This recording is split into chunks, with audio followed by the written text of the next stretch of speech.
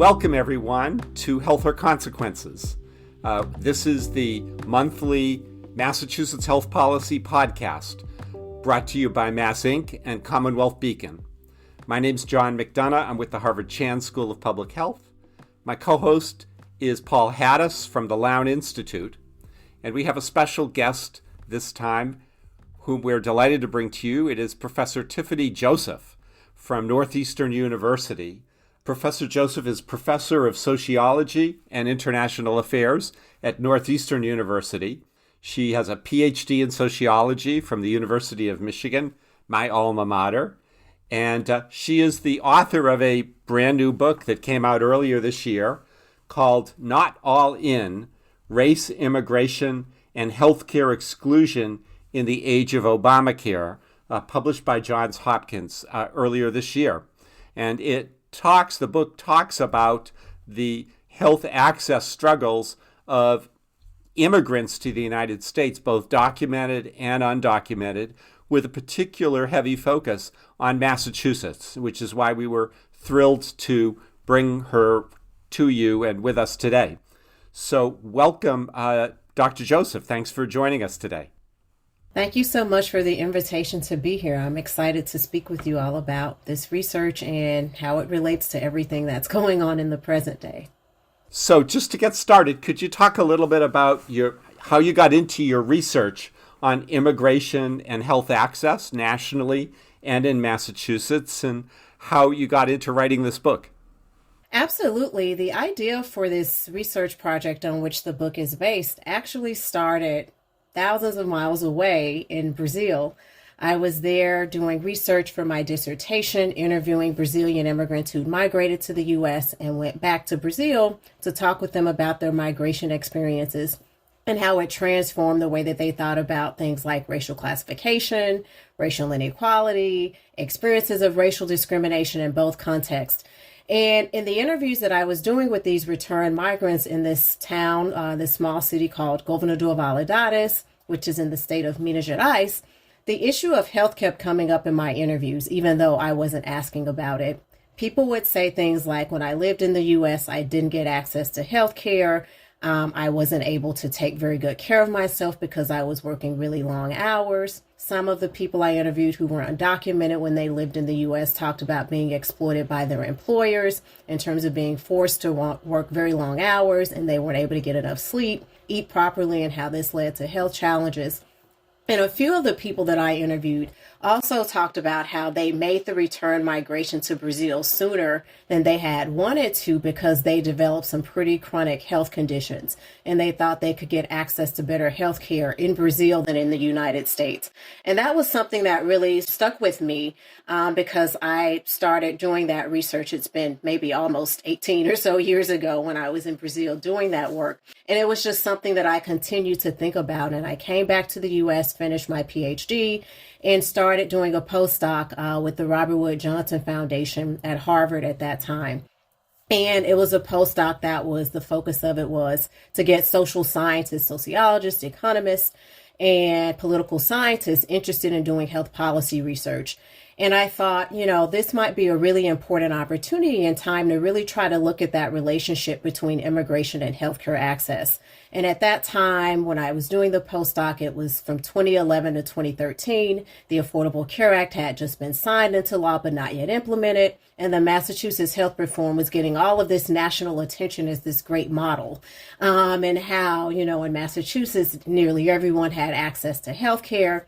And as an immigration scholar, I was thinking about those people that I interviewed in Brazil that talked about their challenges getting access to health care. And I wondered, if you're an immigrant living in the state of Massachusetts, can you benefit from this health reform that's getting all this national attention, and became the model for the Affordable Care Act.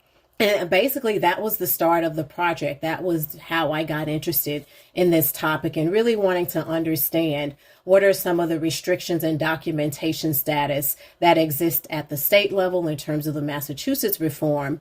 And I'd also, started to read and learn a lot more about long-standing restrictions in federal policy, not only in terms of health policy, but across the board in documentation status that really shaped access to not only, programs like Medicaid, but even things like Social Security or, SNAP benefits or what have you, that there are these documentation status restrictions in place. And for me, that was what I really wanted to focus on, really understanding in the state of Massachusetts, this reform that at that time had been in place for maybe about 5 or 6 years, wanting to understand if you're an immigrant living in the state, could you get access to coverage, and then what were your experiences navigating the healthcare system? So that was pretty much the origin of the project.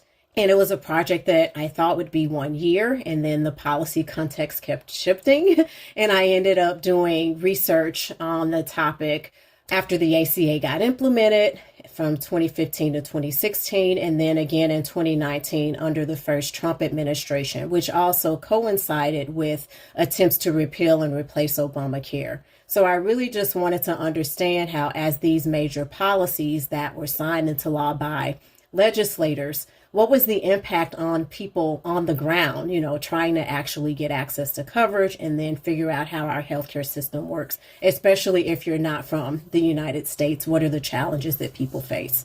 Professor Joseph, this is Paul Hattis. Let me add my words of welcome, but let me also dive in right where you're at and focus this in Massachusetts from your research. What have been the realities for documented versus undocumented immigrants in obtaining medical care for themselves and family members? You've studied this, as you said, over a number of years, including after the implementation of our own state laws in the ACA. And so you might talk about it both historically, but even in recent months, there's been some changes with the Trump 2 administration. You feel free to comment on that as well in terms of differences between those two groups. Yes. So what I would say is that in terms of healthcare access for undocumented and documented immigrants, is first and foremost, there are a lot of misconceptions, I think, that have been in the media about what immigrants can get access to in the United States. And a lot of those perceptions are actually, in terms of immigration law, just factually inaccurate, in terms of the fact that, as I mentioned before, that there have been these long-standing restrictions and documentation status for access to nearly every public benefit that we can think of in the United States. And so whenever you hear stories about undocumented immigrants who are getting access to all these things, it's just not true, because they're restricted by federal policy, federal law from a lot of access to these particular programs. And even documented immigrants are excluded. So even green card holders, as a result of the 1996 immigration and welfare reforms, experience a 5-year bar in terms of their ability to access certain types of public benefits in the United States too. And so that means if you're a green card holder who's been here for less than 5 years, you're also ineligible for these benefits. And so I think it's really important for people to understand that the exclusion that happens around legal status or documentation status is not only aimed at undocumented immigrants, but also, for instance, people here on tourist visas, in some cases, some types of student visas, people here with green cards. So again, there are a wide range of statuses, but many people who are non-citizens have experienced exclusion from a wide range of health coverage programs, but also other types of public benefits. And so I just wanted to first set the record straight on that misconception that I hear so much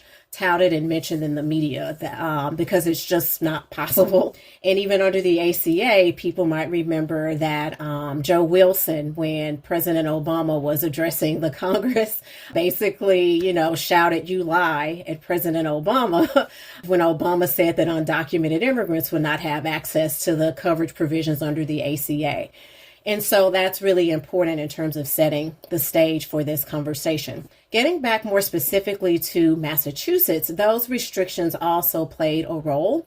I will say under the original Massachusetts health reform that got passed into law in 2006, anyone who was a resident of the state of Massachusetts was eligible to apply for coverage, regardless of their documentation status, but your income level had to be at a certain threshold. So what that meant was that if your income was over a certain level and you, let's say, were an undocumented immigrant, there were going to be health coverage programs like Medicaid, for instance, that you would not be eligible for, or whether it's some of the other types of coverage programs. And so it's really important to think about how, yes, immigrants were included under that reform, but you had to have a certain income level.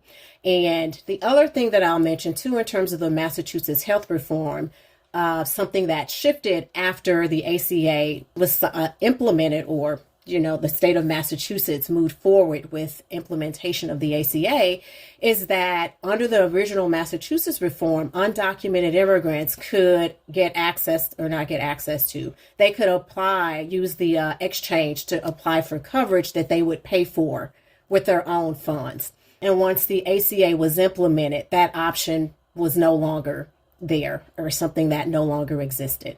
And so that's the example of how these restrictions in documentation status at the state level under the Massachusetts reform, but also that continued, and some would even argue probably became more restrictive after the ACA got implemented, really shaped access to coverage. Tiffany, as your research shows, it's not just about health insurance coverage, but also the ability to apply for and use that coverage. What are some of the barriers that immigrants face in getting and using coverage that they're already eligible for? The enrollment process, the application process, is very tedious. And for someone whose first language is not English, or you don't understand terms like what's in network, what's out of network, what's a deductible, when you're trying to make decisions about coverage options, those things also make it very difficult for people to be able to sign up for coverage and then to be able to use it. And then a couple of other things I just want to mention too related to that is even the process of enrollment, you often have to be able to produce documentation showing that you are a resident of the state of Massachusetts, and also proof of your income, which is a part of the sorting process to determine what coverage options people can get. If you are, let's say, an undocumented or maybe even a documented immigrant, and you have a shared living situation with other people, and you don't have your name on a lease or a utility bill, you can't get a driver's license. It's only been until recently that undocumented immigrants could get driver's licenses in Massachusetts within like the last couple of years, I believe. So you don't have a way to establish that you are a resident of the state of Massachusetts. So that becomes a barrier to applying for coverage. And then if you're working in a job and you're being paid in cash, you have a difficult way to basically show what your proof of income is, which is also another requirement in order to be able to determine what coverage options you're available for. And that was the case under the Massachusetts reform. And that's the case now, even in the present day, after, 15 years into Obamacare existing. And so I just wanted to talk about that and mention that, because even though everyone is eligible to apply, if you're not able to produce those two things, proof that you're a resident of the state and income level, you're going to have a very difficult time being able to apply for coverage that theoretically you're supposed to be able to apply for living in the state of Massachusetts. And this is one of the ways that many immigrants might experience barriers to even being able to apply for coverage. And then other thing I'll just mention quickly too is the role of language.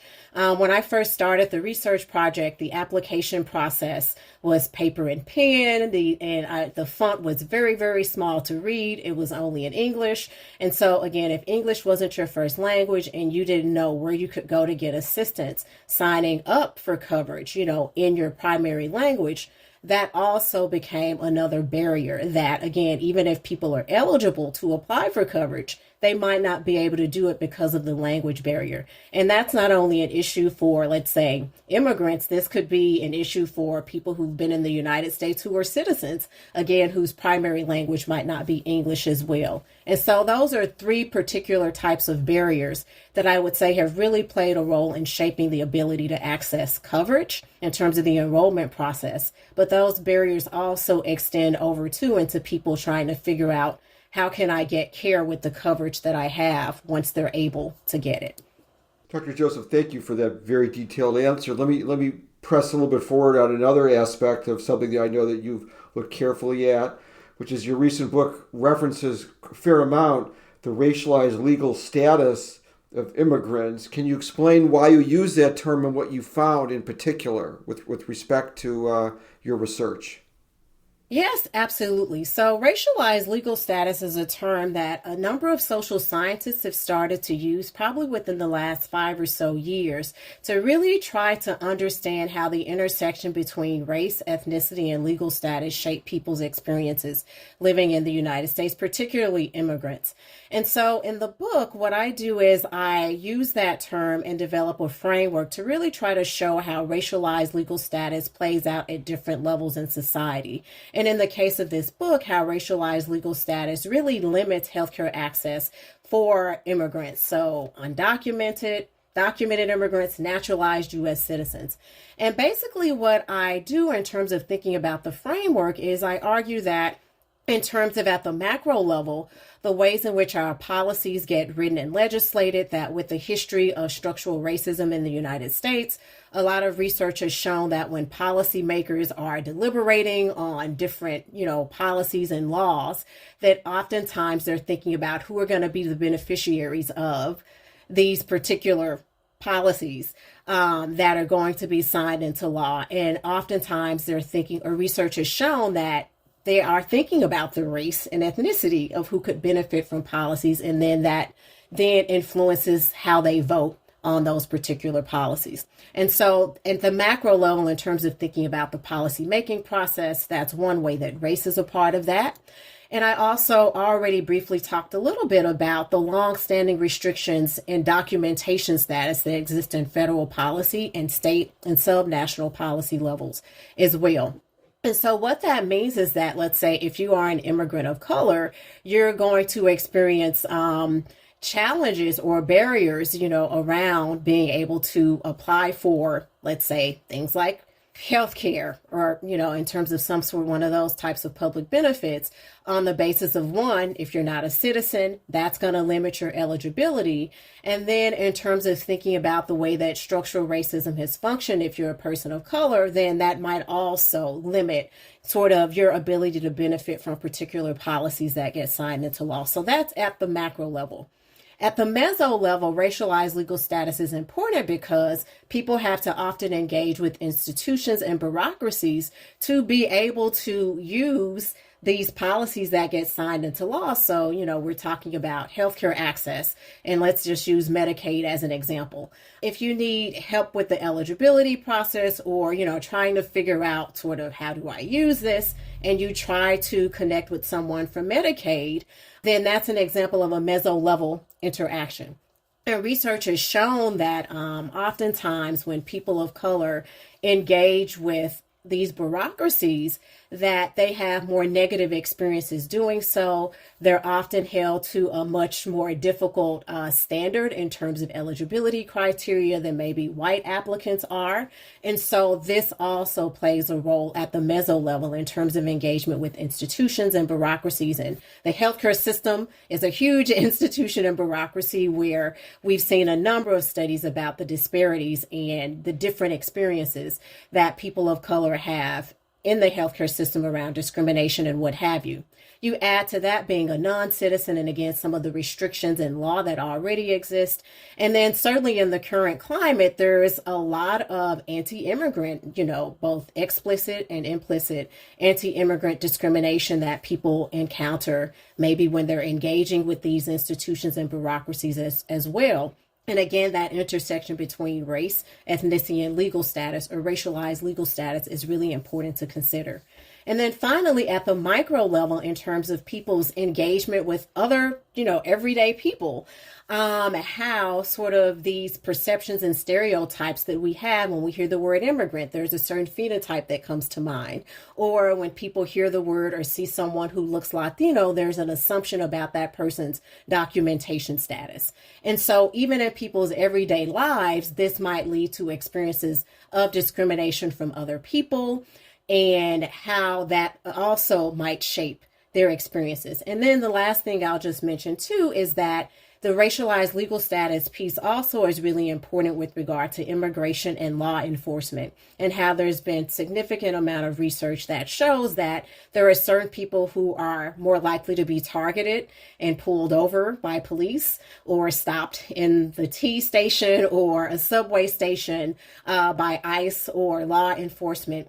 and how that really demonstrates this intersection of racialized legal status and can also shape the decisions that people are making around, am I going to go to my medical appointment today if I'm going into the T station and I see them checking people before they can get on the T? Is this going to end, negatively for me? So I turn around and I go home. So, Professor Joseph, government provided health insurance for immigrants generally, but especially for undocumented immigrants, is a controversial proposition across the nation, as I'm sure you know. A lot of people are quite hostile to the idea and say, I would never want taxpayer money going to pay for medical care for undocumented immigrants. What do you say, or what would you say to somebody who said that to you directly? How would you respond to them? I think I would respond by first saying what I started the interview with, that in terms of longstanding federal policy, that there have been these restrictions in place for quite some time that limit what undocumented immigrants and even some documented immigrants get access to, even in terms of healthcare. But the other thing I'll just mention quickly, too, is that if people don't have coverage and they're going to the ER, which is the most expensive type of healthcare that you can get, that inevitably usually increases healthcare costs for everyone in terms of that resulting in higher premiums and what have you.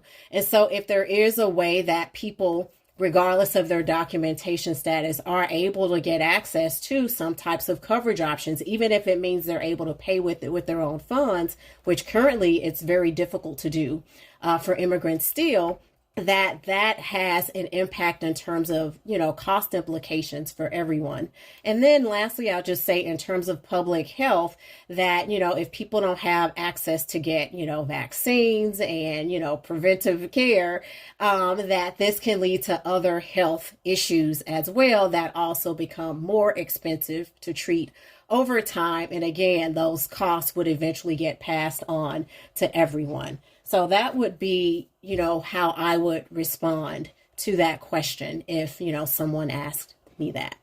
You've noted that the treatment of undocumented immigrants has tended to gotten worse over the ACA era. Is that more a function of what federal law changes were, or were even some of the state law or policy changes? For example, in 2016 in our state, Governor Baker cut back on the health safety net program. Your thoughts about that?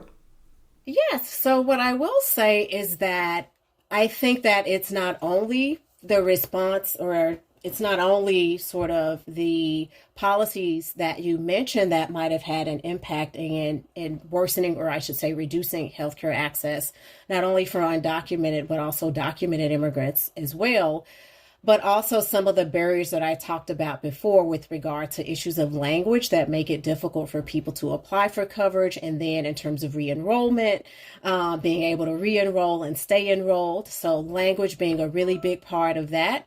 Another big part is the other barriers that I mentioned around increasing concerns about immigration enforcement and racialized immigration enforcement, where I heard throughout my study, if there are immigration raids in a community the night before, then people were not going to the doctor or anywhere the next day. So that also plays a role.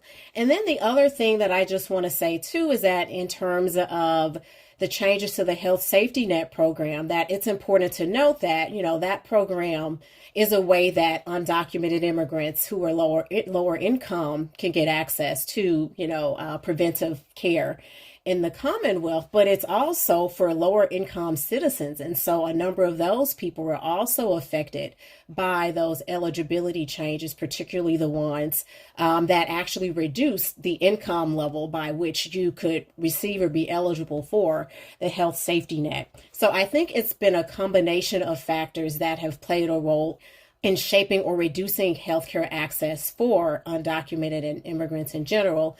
But I believe that some of the restrictions, in terms of the ACA and also the changes to the health safety net program may have played a role in exacerbating sort of the impact of some of those other barriers that we already discussed. So it seems like you're suggesting that it used to be a better, more positive environment for immigrants to get access to healthcare services in Massachusetts, and that it's actually deteriorated since the ACA came into effect. Would you say, just to be clear about this, are immigrants in Massachusetts in a better place than the rest of the country, or is there really no difference? How would you capsulize that at this point? Yes. So to your first question about, or the continuation of the question about worsening healthcare access, in my book, I actually interviewed healthcare providers and advocates, some of them who had started their careers before the Massachusetts health reform was implemented. And some of those healthcare providers particularly provide care to immigrant patients. And there were a number of them who actually talked about how they felt like before the Massachusetts health reform was passed into law, that they found or thought that their immigrant patients had an easier time applying for coverage and getting the care that they needed. And these providers talked about basically over time, after the Massachusetts reform got implemented, they noticed changes and they started to see some of the challenges of their patients getting access to coverage and care, and then how it got worse under the ACA. And so, again, in terms of thinking about how I responded to the first question, I think some of the restrictions, again, around documentation status, but some of the barriers that I already mentioned played a role in sort of contributing to people feeling, or providers feeling, that immigrants were getting less access to care. And then in terms of your question about the Massachusetts reality compared to elsewhere, I still think that compared to a lot of other places, at least there are some options in place. So the health safety net program still exists. It's not funded in the same way as it was before. The eligibility criteria have shifted some, but it's still in place. And so I think that that's really important, because the state is saying that there is still a commitment to making sure that anyone in the state who, regardless of what their documentation status is, they're at least eligible to apply. And so I think that that's really, really important. There are other states who have made efforts to extend access to coverage using state level funding for Medicaid, for instance, to undocumented and other federally ineligible immigrants. And so those states are a little bit ahead of Massachusetts.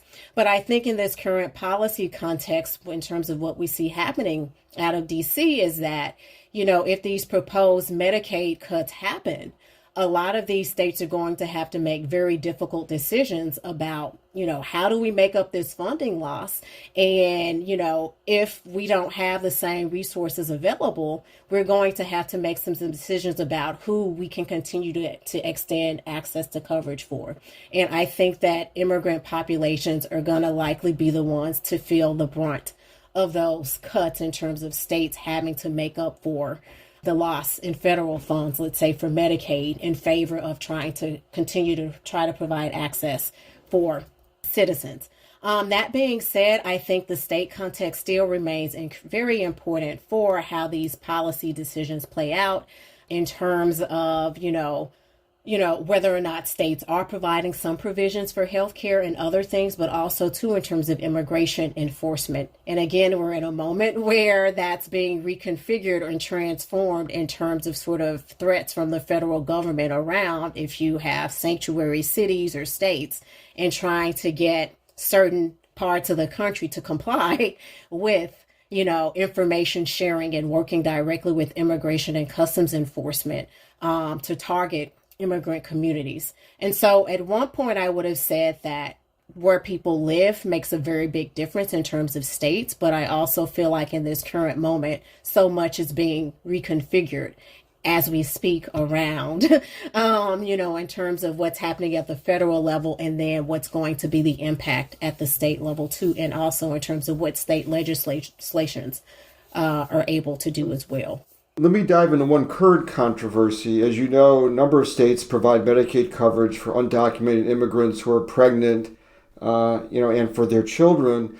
Some say this policy encourages undocumented people to come to the U.S. for care while they're pregnant, give birth under birthright citizenship laws, and then, so become a U.S. citizen. How do you respond to that controversy that's brewing now these days, since the president has taken on the issue of birthright citizenship? I think I would first and foremost say that I think that as people, are maybe coming to the United States, that's probably not the first thing on their mind. What can I get from the U.S. government?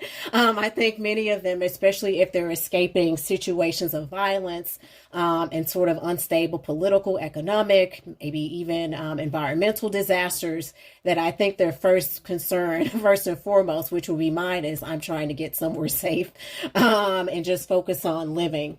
And I also just think the extent to which people are aware of these policies, given, especially in terms of how complicated the U.S. healthcare system is, that I think that people are probably very unlikely to know much about or to try to figure out how to navigate this policy landscape when they're deciding to migrate to the United States. So that would be, I think, probably the primary response that I would have to that question.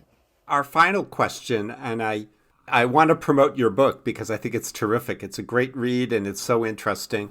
And one of the things that you do in this book is you delve into and dive into communities in this state who get very little attention. I'm thinking particularly the Dominican, the Salvadoran, and the Brazilian communities. And you really got in and talked to immigrants, to their providers, to community organizers. What did you learn that sticks with you about any or all of these communities that get so little attention?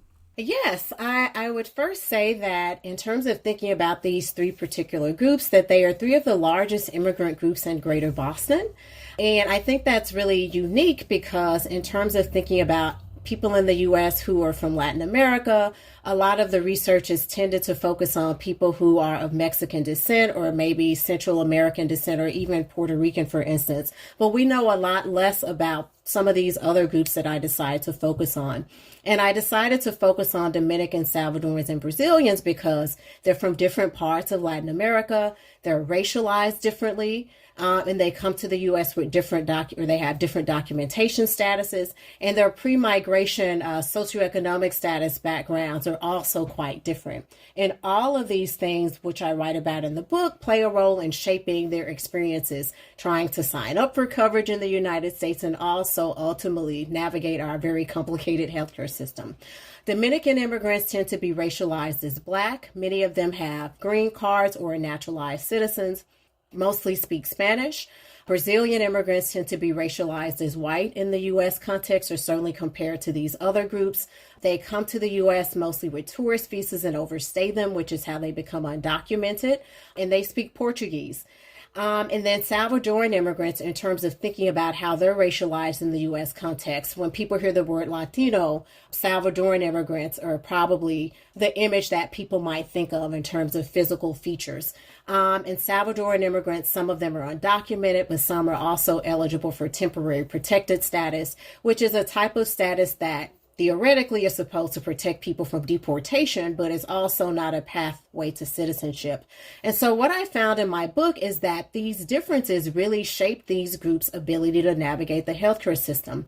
For Brazilian immigrants, many of them who came from middle class backgrounds had at least high school, some of them had college educations, and many of them had access to private health insurance in Brazil before they came to the U.S. So they came to the U.S. even with the challenges of, Portuguese and, having limited English proficiency, and also being undocumented, still being able to figure out how to kind of navigate the system or to be able to try to understand how it worked compared to the other two groups who, because of their pre-migration background, socioeconomic backgrounds, had more limited exposure to their healthcare systems in their countries and had a more difficult time navigating the system. And that was surprising to me, particularly for Dominicans who structurally should have been most advantaged on the basis of documentation status because they tend to be naturalized citizens or green card holders. And I think what it demonstrates in terms of racialized legal status is why it's important to look at those intersections and how they have a differential impact on how people navigate and get through the U.S. healthcare system. So, Professor Tiffany Joseph, Associate Professor at Northeastern and author of Not All In, Race, Immigration, and Healthcare Exclusion in the Age of Obamacare. Thank you for joining Paul Hattis and me today We appreciate your time very much, and thanks for your insights. And thank you all for listening, and we'll be back again next month with another episode of Health or Consequences.